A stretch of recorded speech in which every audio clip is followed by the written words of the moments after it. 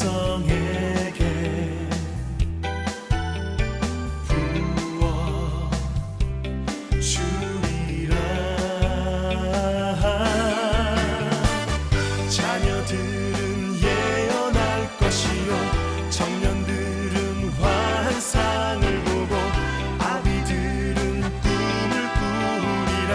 주의 영임하면 자녀들은 예언할 것이요 청년들은 환상을 보고 아비들은 꿈을 꾸리라. 주의 영임하면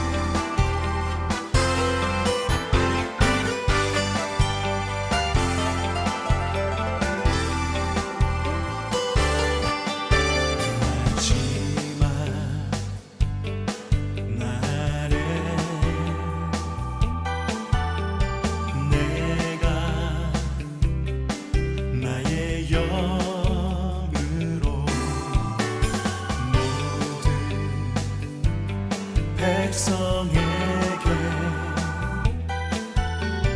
부어 주리라. 자녀들은 예언할 것이요 청년들은 환상을 보고 아비들은 꿈을 꾸리라. 주의 영임하면 자녀들은 예언할 것이요 청년들은 환상을 보고 아비들은 꿈을 꾸리라. 주의 영임하면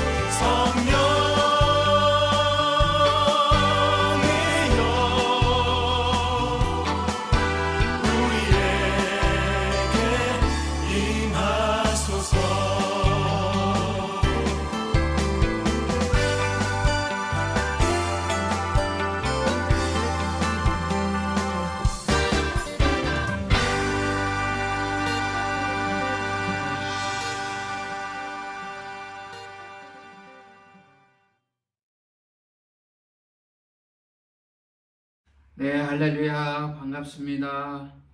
우리 4월 세 번째 주일 예배를 하나님 앞에 드리겠습니다.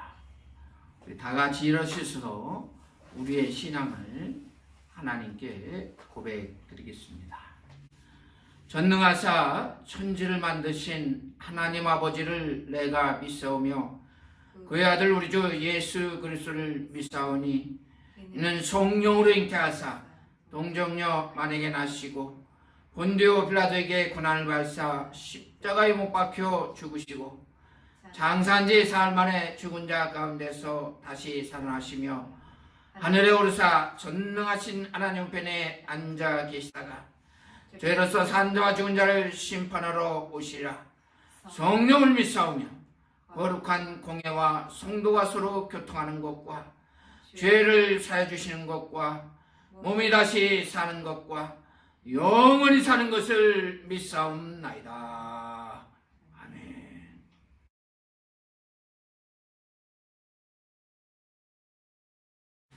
하나님께서 오늘 우리에게 주시는 말씀 함께 보시겠습니다. 하나님께서 오늘 우리에게 주신 말씀은 사도행전 2장 37절에서 42절의 말씀입니다. 자막을 보시고 함께 봉독하시겠습니다.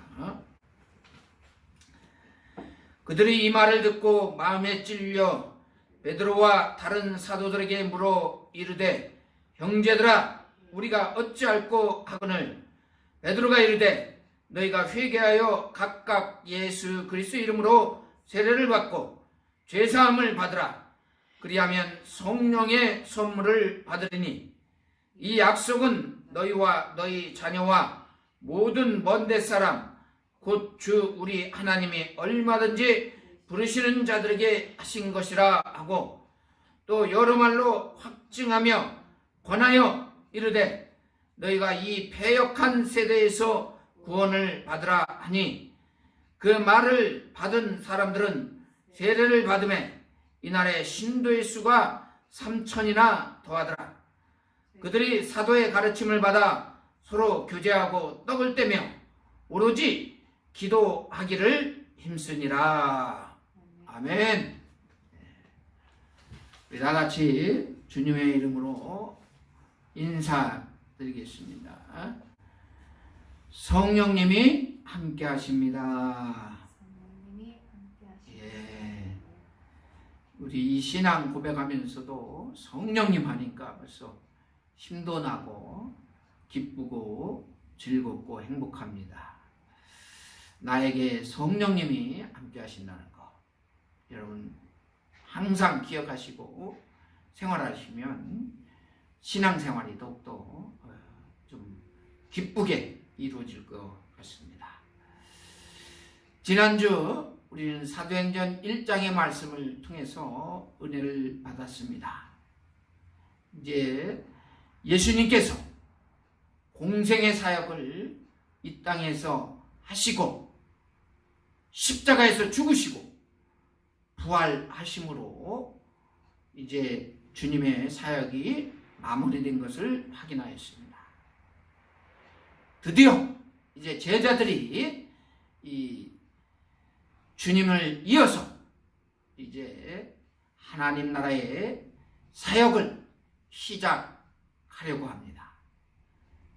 근데 시작하기 전에 지난주 말씀을 확인한 것 같이 아버지께서 약속하신 것을 기다리라. 그 말씀대로 이제 기다리다가 2장에서는 드디어 아버지께서 약속하신 성령님을 받고 이제 베드로가 강단에 서서 설교하는 내용이 이 사도행전 2장의 말씀입니다. 여러분 반드시 우리 그리스도인이라면 이 앞에 있는 십자가 예수님의 죽음의 이 십자가의 사건이 얼마나 소중하고 귀한 것인가 하는 것을 반드시 기억하셔야 됩니다. 또한 죽으심이 끝이 아니라 이 부활의 사건이 동시에 이루어졌다. 그래서 우리 기독교는 살아있는 종교다.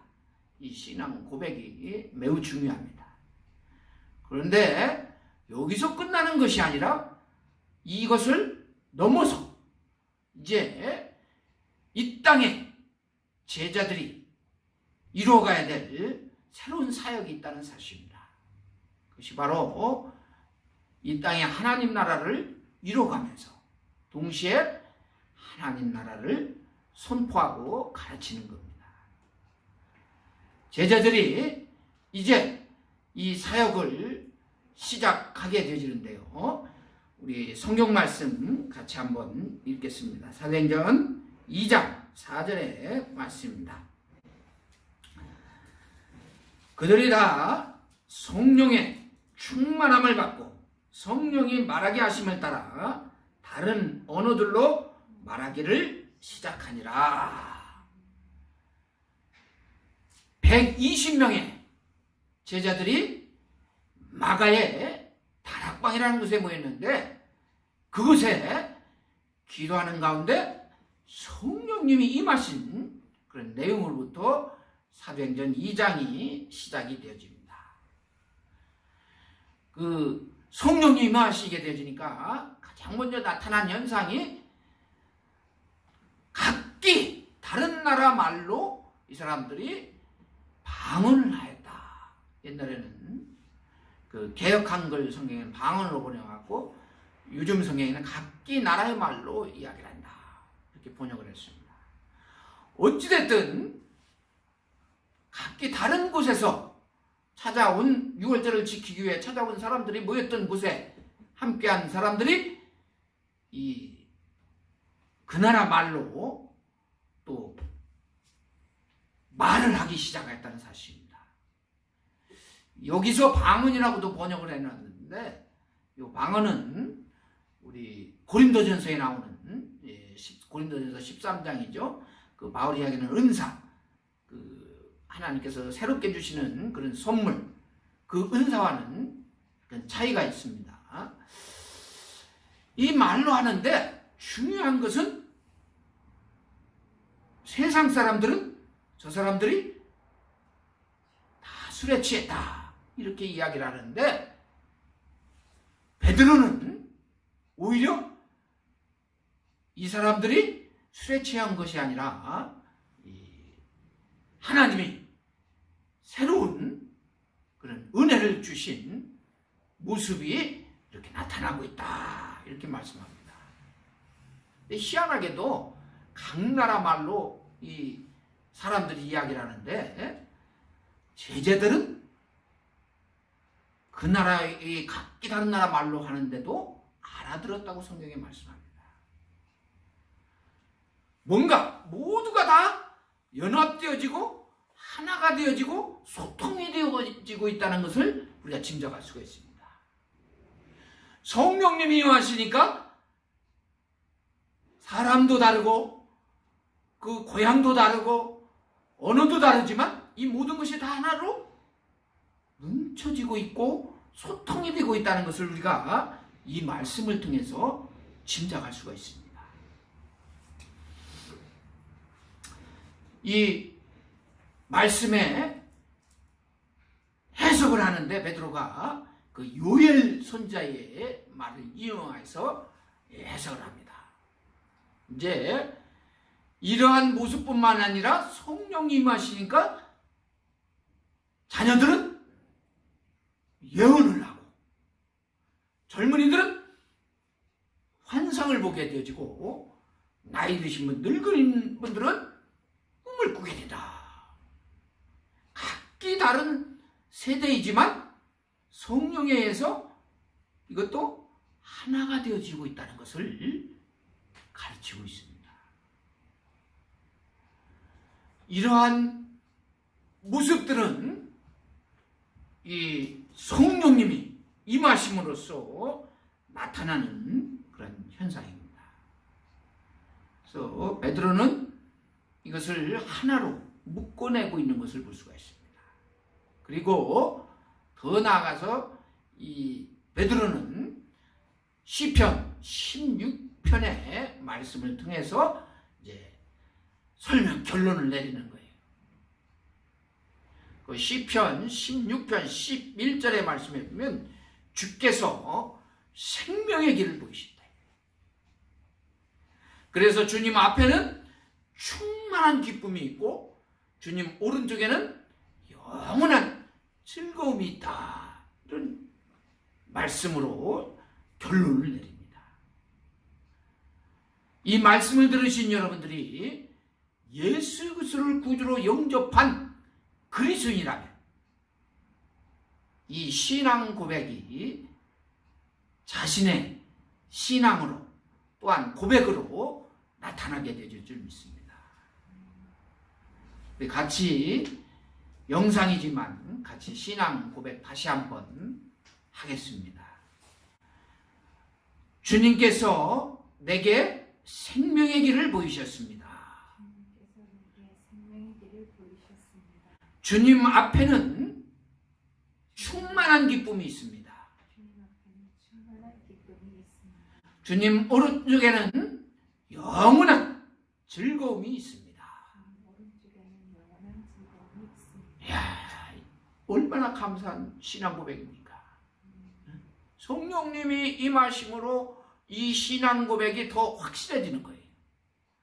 그래서 내 입술을 통해서, 내 삶을 통해서 이러한 충만한 기쁨과 즐거움이 자연스럽게 나타나게 되죠. 여기서 우리가 꼭 잊지 말고 기억해야 될 말씀이 이 모두가 다 하나로 통합이 되어지고 한 묶음으로 소통이 되어지고 서로 우리 성령님이 주시는 이 평안을 함께 누리고 있다는 사실을 우리가 발견하는 겁니다. 어떤 성령님이 마시니까 기적적인 이적적인 모습만 생각하지 마시고 가장 먼저 이루어지는 것은 성령에 의해서 하나로 통일이 되어지고 또한 앞으로 되어지는 일들이 하나가 되어서 자연스럽게 이루어가고 있다는 것을 우리가 깨닫는 겁니다. 우리 성령님은 우리를 하나가 되게 하십니다. 성령님이 함께 일하게 하심으로써 자연스럽게 우리는 자신감을 가지게 되지고 그냥 성령님이 나와 뭘 함께 하시니까 기쁜 마음이 생기게 되지고 즐거워지게 되는 거예요. 지금 내가 무슨 일을 하려고 하는 것이 아니라 성령님과 내가 함께 일한다는 거예요. 필요할 때는 성령님이 나에게 할 말도 주시고 또 위로도 주시고 자신감도 갖게 하시고 내가 못하면 성령님이 직접 나를 통해서 일하시는 겁니다. 그러니까 모든 성도님들도 하나님의 자녀가 된 사람들이 다 이러한 일들이 일어나는 겁니다. 얼마나 정말 감사하고 기쁘고 즐거운 일입니까? 저와 여러분들이 섬기시는 이 교회를 통해서 이러한 사건들이 일어났으면 좋겠습니다. 성령님을 생각하면 감사하고 여러분들이 섬기시는 목사님을 생각하면 기쁘고 장로님을 생각하시면 행복하고 우리 성도님 나를 위해서 기도해주는 집사님을 생각하면 너무나 즐겁고 이러한 일들이 자연스럽게 일어나는 거예요. 이것이 성령 충만한 모습입니다. 예수님이 이 땅에 오셔서 복음을 가르치시고 치유하시는 그런 하나님 나라의 사역을 이루어 가실 때 먼저 하신 일이 있습니다. 우리 요단강에서 우리 세례 요한을 통해서 세례를 받고 하나님 나라의 사역을 시작합니다. 그런데 예수님의 제자들은 바로 성령 세례를 받고 새 시대의 일을 시작한다는 겁니다. 성령님이 주도하시는 그런 일을 하기 위해서 이 제자들은 성령 세례라는 것을 이야기합니다. 이제 제자들이 하나님 나라의 일을 시작하는데 베드로가 가장 먼저 이제 설교를 한 내용입니다. 사도행전 2장의 말씀에 보면 이제 베드로가 설교를 하게 되지는데요. 그 베드로의 설교의 핵심 내용이 36절의 말씀입니다. 우리 같이 한번 읽겠습니다. 사도행전 2장 36절. 그런즉 이스라엘 온 집은 확실히 알지니 너희가 십자가에 못 박은 이 예수를 하나님이 주와 그리스도가 되게 하셨느니라. 이게 복음의 핵심입니다. 베드로가 이 설교하는 중에 36절의 말씀이 핵심이에요. 저와 여러분도 다시 한번 고백하셨으면 좋겠습니다. 예수님은 우리의 모든 죄를 사하여 주셨습니다. 예. 예수님은 부활하셨습니다. 이것이 앞에 있는 십자가의 신앙이고 이 부활을 의미하는 겁니다. 베드로가 내린 설교의 핵심이 이거예요. 이 설교를 듣고 또한 이 신앙 고백을 하심으로 우리에게 나타나야 되는 것이 있어요. 우리가 37절 말씀 보면은 어때요? 이 말씀을 들은 사람들이 마음이 찔림을 받았다는 거죠. 하나님의 말씀이 들려지면 어떻게? 마음이 찔림 받는 일이 일어나요. 뭔가 가슴에 찡하는 그런 사건이 일어나야 되는 겁니다. 근데 많은 사람들이 은혜를 받았다고 이렇게 고백을 하면서도 이 뭔가 가슴엔 여전히 허전한 그러한 모습을 보이는 경우들이 많습니다. 그러니 또 요즘 뭐 이렇게 많은 그 사회 변화와 함께 이 말씀을 듣는 우리 회중들이 그 현재 처한 그 상황, 그들의 이 청중들이 가장 지금 필요로 하는 것이 무엇인가? 그 필요에 맞게 하나님의 말씀이 잘 들려지는 것도 중요한데 너무 거기에 집중하다 보니까 거기에 초점을 맞추다 보니까 복음의 본질이 왜곡되는 경우도 종종 있습니다. 그 시대의 흐름에 트렌드에 맞게 그 말씀을 전하면 사람들이 막 호응을 하고 그 말씀이 정말 좋다. 물론 자기 취향에 맞는 말씀이 있지만 중요한 것은 누구를 통해서든지 하나님의 말씀이 들려져야 된다는 사실입니다. 성경의 말씀이 들려져야 된다는 사실이에요. 이 말씀이 핵심을 이루을 때 이 말씀을 듣는 사람들에게 마음의 찔림의 사건이 일어나게 됩니다. 여러분들이 너무 지금 우리들이 살아가고 있는 이 세상의 소리에 귀를 기울이는 경향이 있습니다. 그러다 보니까 목회자들도 너무 이 세상에 초점을 맞추는 경우가 많습니다. 우리가 그리스도인이라면 하나님의 말씀에 귀를 기울이셔야 될 줄 믿습니다. 여러분 열왕기하 22장의 말씀 보면은 요시야 왕의 말씀 이야기가 있습니다. 우리 같이 한번 읽어보겠습니다. 열왕기하 22장 11절의 말씀입니다. 왕이 율법책의 말을 듣자 곧 그 옷을 찢느니라. 하나님의 말씀만 들어도 자신의 모습을 볼 수 있어야 됩니다. 여러분 우리가 잘 아는 그 다윗왕도 나단 선지자를 통해서 하나님의 말씀이 들려질 때 그는 즉시 무릎을 꿇습니다. 여러분 느헤미야라는 지도자를 통해서 포로에서 다시 귀환하여 예루살렘 성벽을 재건하고 신앙을 회복하고자 할 때 에스라 선지자를 통해서 하나님의 말씀이 선포되는 장면이 있습니다. 그때 하나님의 말씀이 에스라 선지자를 통해서 들려지게 될 때 많은 사람들이 하루 종일 눈물을 흘리며 회개하는 역사가 나타난 것을 볼 수가 있습니다. 오늘 이 말씀을 들으시는 여러분들 누가 설교하느냐가 중요한 것이 아니라 설교 말씀을 들을 때 하나님의 말씀이 들려지기를 원합니다. 그 말씀이 들려짐으로 내 가슴에 찔림을 받고 회개하고 다시 나의 신앙을 들여다볼 수 있는 그런 사건이 일어나야 될 줄 믿습니다. 여기 성경의 말씀에 보면 이렇게 찔림을 받은 사람들이 오늘 설교 제목과 같이 우리가 어떻게 무엇을 해야 할까?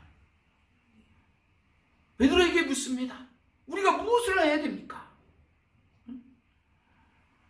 그럼 무엇을 해야 돼? 신앙을 고백하고 여러분 설교를 듣고 회개한 사람들에게 세례를 받으라고 베드로는 이야기합니다. 지난주 제가 같이 운동하시는 분하고 한 분하고 이렇게 대화를 하는데, 그분이 안식교회에 다니신 분이에요. 대화를 하는데 세례하고 침례하고 아주 큰 차이가 있다고 아주 열변을 토하는 것을 보았습니다. 여러분, 오늘 설교에서도 보지만 세례, 침례는 우리가 구원받는 행위가 아닙니다. 이미 구원받은 사람이 하나님의 자녀로 선언받는 거예요. 선언하는 거예요. 분명히 알으셔야 됩니다. 예수 그리스도를 구주로 영접하고 하나님의 자녀가 된 사람들이 이 세례 예식을 통해서 하나님의 자녀가 되었습니다. 하나님의 백성이 되었습니다. 선언하는 예식입니다. 물론 중요한 예식이죠. 그리스도인이 되었음을 백성이 모든 회중들에게도 선포하고 하나님에게도 인정을 받는 시간이에요.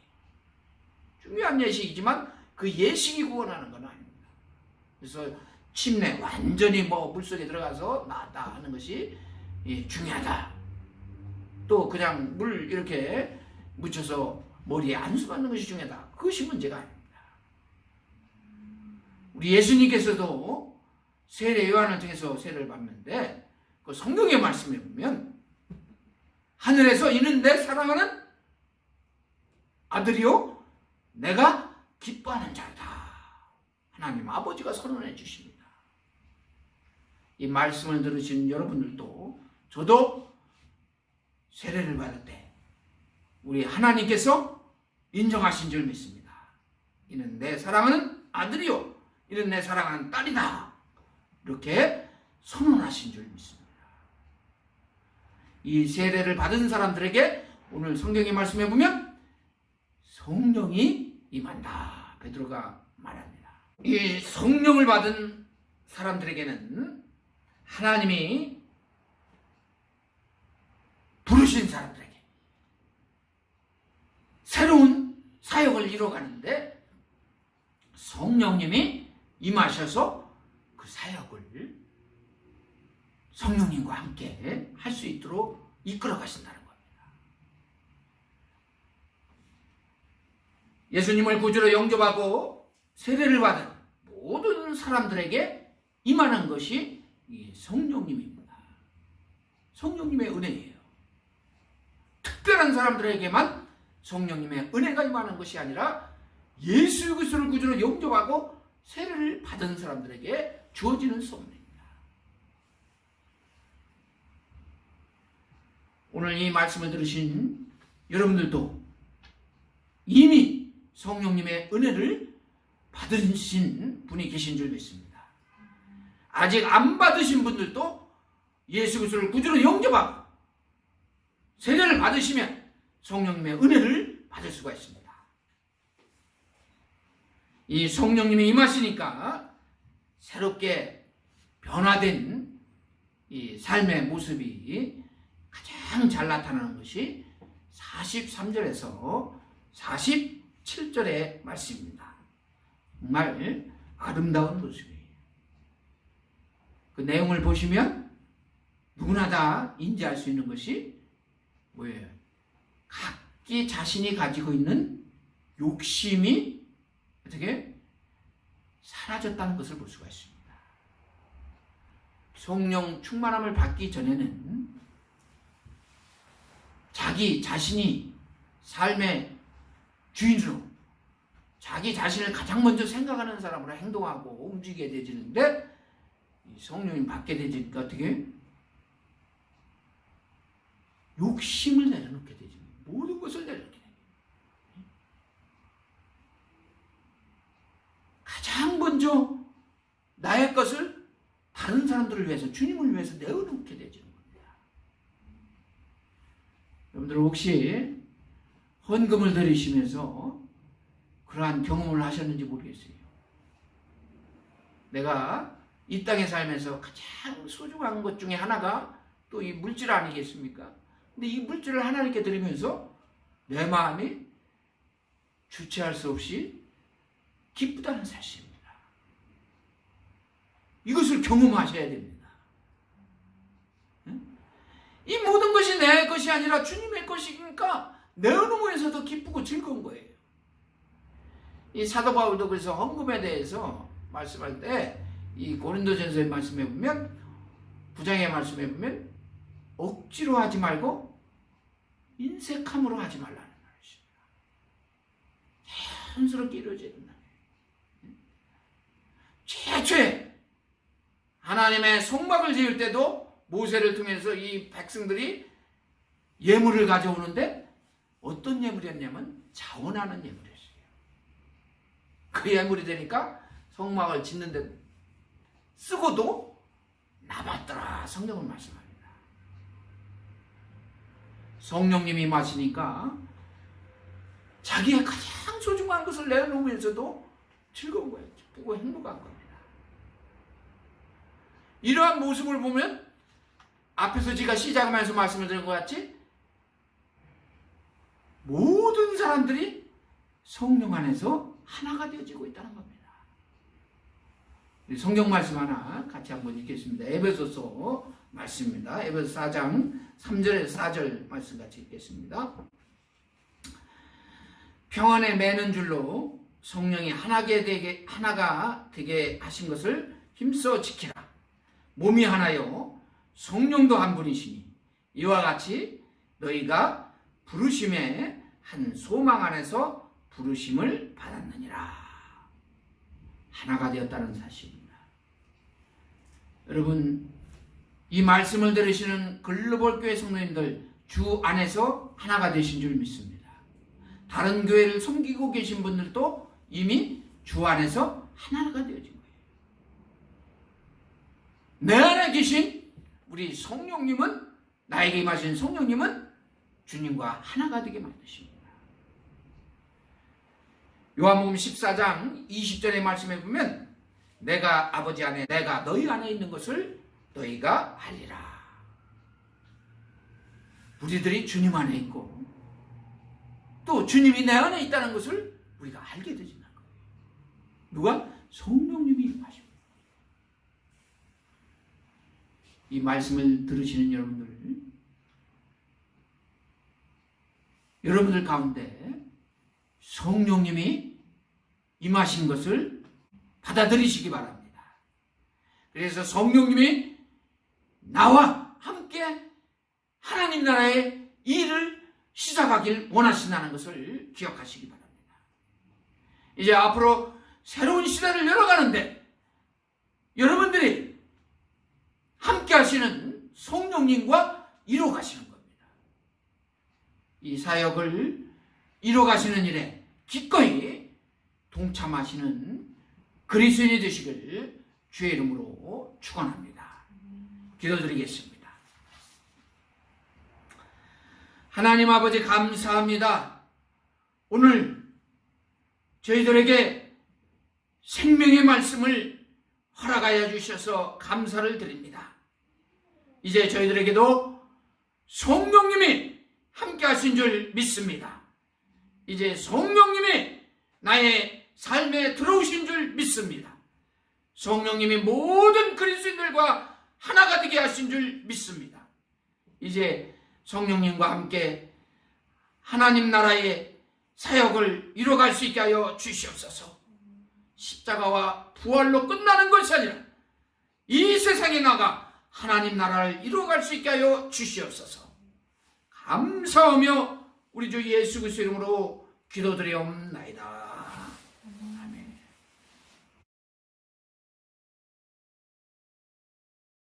(51장) 찬양 드리면서 예물 봉헌합니다.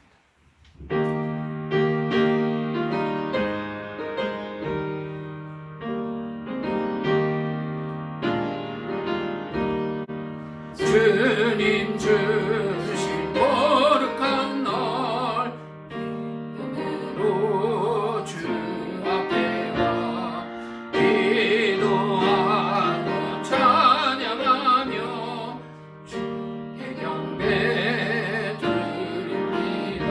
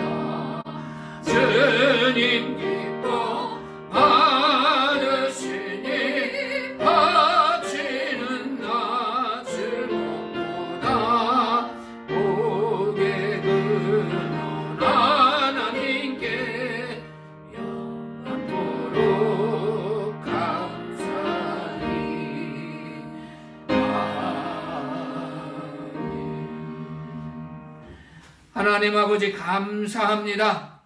저희들 주님 앞에 귀한 예물 성별하여 드립니다. 이 예물 드리면서 저희들의 마음이 가장 기쁘고 행복하게 할 수 있도록 인도하여 주시옵소서.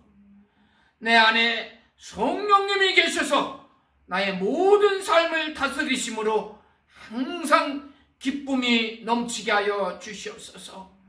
이 예물이 쓰이는 곳에 하나님 나라가 확장되어질 줄 믿습니다. 귀한 새 생명이 구원받는 역사가 나타나게 하여 주시옵소서. 감사하며 우리 주 예수 그리스도의 이름으로 기도드리옵나이다. 아멘.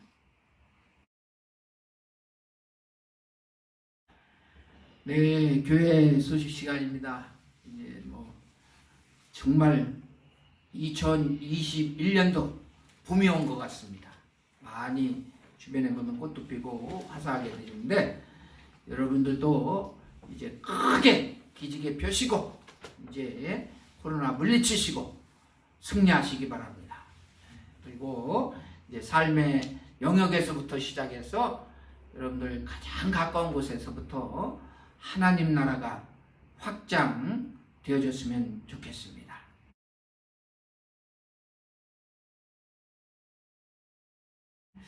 오늘 말씀 생각하시면서 다 지르셔서 191장 찬양드리겠습니다.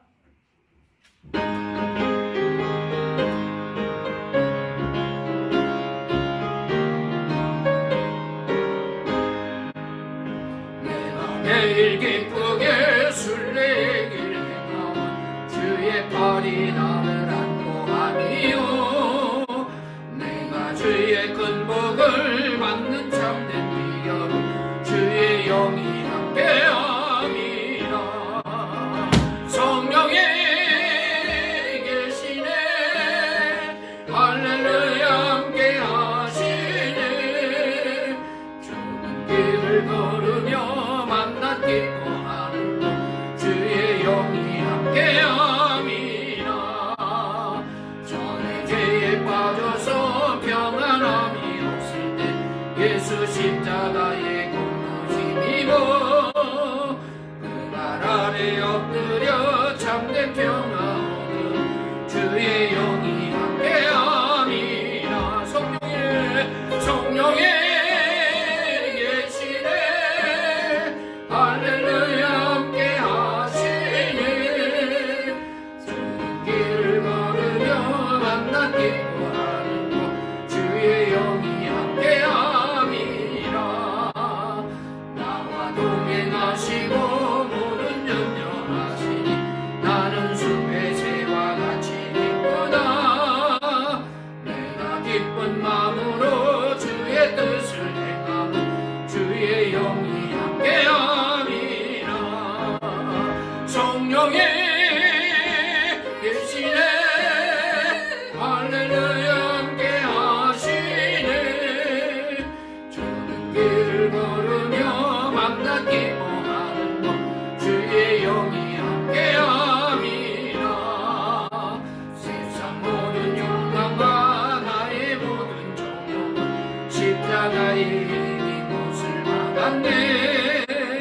모든 말이 지나고 무거운 짐 벗으니 주의 영이 함께함이라. 성령이 계시네. 할렐루야 함께하시네. 좁은 길을 걸으며 밤낮 기뻐하는 것 주의 영이 함께함이라.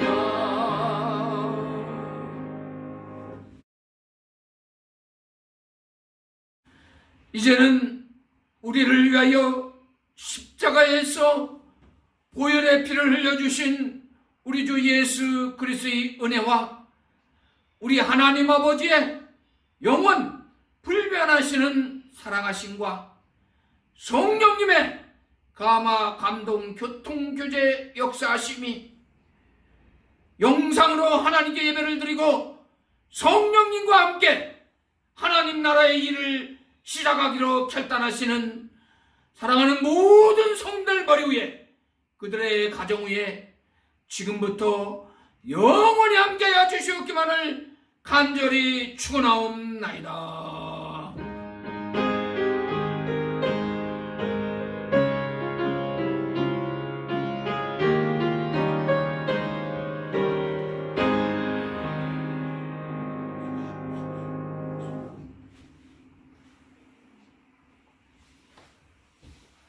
감사합니다. 하나님